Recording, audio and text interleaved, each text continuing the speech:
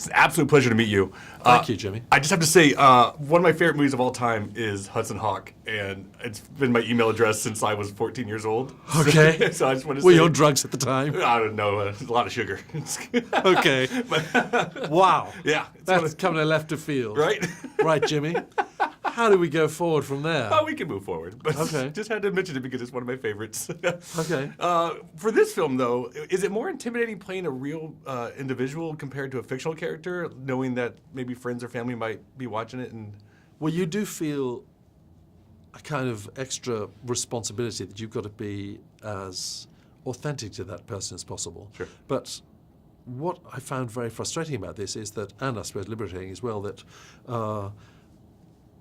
all of Jack Hawk's friends died of AIDS, and he died of AIDS in 1994.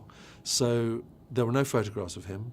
Lee Israel, in her very egocentric, self-obsessed memoir about their forging time together and their friendship, she asks at the end of the story in the movie, "Can I write our story?" And then, in reality, in the 124 pages, Melissa had all this information that she could draw on. I got, he was 47, he was from Portland, he held up a taxi driver with a knife, went to jail for 2 years because he was arguing about the taxi fare, and had a short, stubby cigarette holder in order to try and not get lung cancer, and that was it. Yeah. And that he also managed to scam off when she'd been, her character, forging all these letters, was rumbled by the FBI, and she had to get Jack Hawk, her friend in crime, to go and fence them by proxy. She would say, I think you're going to get about $800 for this letter. He'd come back with 2,000. So he obviously had a talent for schmoozing people and convincing them that they should hand over their money. So he obviously had this talent. Yeah. But the other advantage in terms of authenticity and responsibility, we shot in the Julius Bar, which is behind me, which is the oldest gay bar in Manhattan. And so being in the place where they were and meeting people that knew Lee Israel and said what she was really like, and going to the bookshops that weren't sets, they were the actual bookshops where these scams took place, that gives a kind of flavor and a texture to something that no set really can convey in the same way. So that was a gift in itself. It's a long way of answering your short question. No, sure. Both of these characters did some wild things to make $1, and I'm curious, what's the craziest gig you've ever done to make money? What's the craziest thing I've ever done to make money? Hudson Hawk. That answer couldn't be more perfect. You gave that to me. Yes, of course.